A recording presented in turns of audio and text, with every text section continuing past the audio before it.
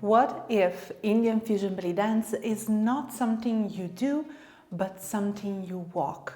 Not just a technique to master, not a movement to decorate your dance with, but a path that slowly reshapes the way you inhabit your body, how you listen, how you move through space, and how you relate to meaning.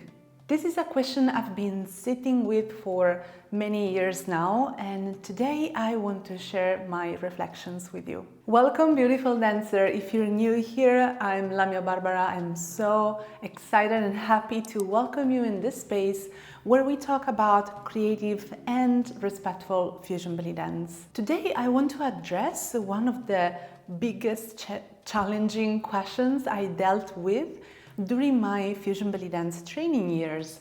That was why technique feels no longer enough. And this is why. Most dancers arrive to Indian fusion after years and years of training, a lot of training, years of drills, repetitions, endless focus on control, precision and aesthetics. And all of this is valuable. Don't get me wrong, I truly believe the technique is such a beautiful tool that we have. And if you've been in my world for a while, you know I am such a geek. I love technique. But there is a moment, and if you're here and watching this video, you might be there now. And this moment is when you start to feel that something feels flat.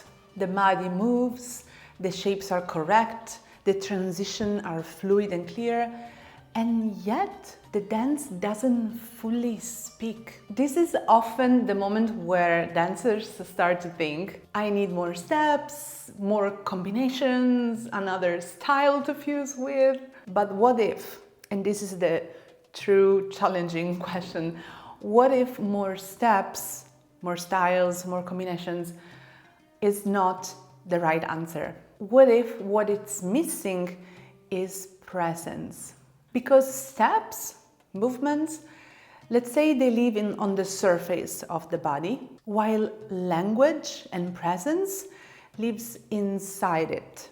Language has weight, breath, direction. So it's not only about how you move, but from where you move.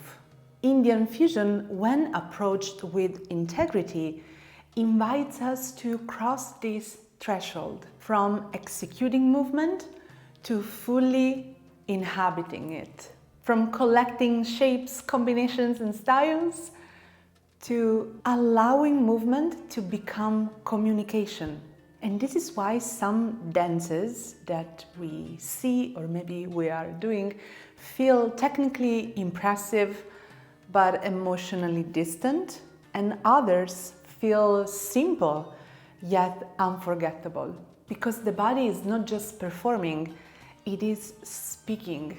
Now, one of the biggest misunderstandings with Indian fusion is thinking that Indian means ornaments, gestures, and flavors, while in Indian classical dance traditions, dance has never been only about aesthetics. It is what it's called sadhana, a daily practice, a path of refinement, a way to train the body to hold intention, attention, and emotion at the same time. This is where geometry meets devotion and where discipline creates freedom, where the body becomes a listening instrument. So Indian influence is not something you add, but it's something you enter. And this is when dance becomes devotion. But when I'm talking about dance as devotion, I'm not talking about religion. I'm talking about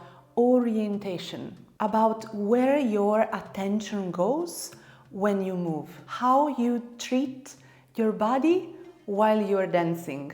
Is it an object to control or a living temple to inhabit? In sacred dance traditions, dance is an offering, not to be perfect, but to be fully present. And this changes everything. Your posture, your gaze, your relationship with effort. The dance becomes quieter and deeper. And this is also why mudra is so central and essential in my work. Not as decorations, not as pretty hands, because mudra is a bridge between inner world and outer form. It teaches clarity, direction, intentionality, and relationality. Mudra asks, why is my hand here? What is it saying? Where is the energy flowing? So when mudra enters fusion with integrity, movement stops being just decorative and starts being poetic and precise. Suddenly, even a simple drill can hold so much depth, because the whole body is no longer just moving, but it's meaning. So my question is Indian fusion a technique? We can say yes and also no. It is a technique in service of something deeper, a path of embodiment, a dialogue between discipline and surrender, between structure and intuition, a way to remember that dance is not something we perform on the body, but something that we allow to emerge through it. If something in your body is responding right now, if you feel that your dance is asking for more presence, more meaning, more soul, I want you to invite into a space where we explore all of this together. On January 19th, if you're watching this on January 2026, I'm hosting an Indian Fusion free masterclass, From Fusion to Indian Fusion, how movement becomes presence, language, and devotion. It's going to be hosted live on Zoom, and replays will be available for you if you cannot attend the live. This is the only time during the year that I host my free masterclass, so you don't want to miss this. And it's not about new choreography or new steps or combinations.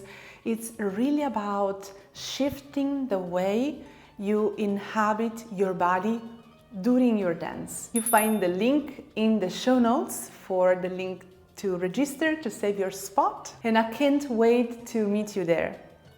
See you next week for the next video.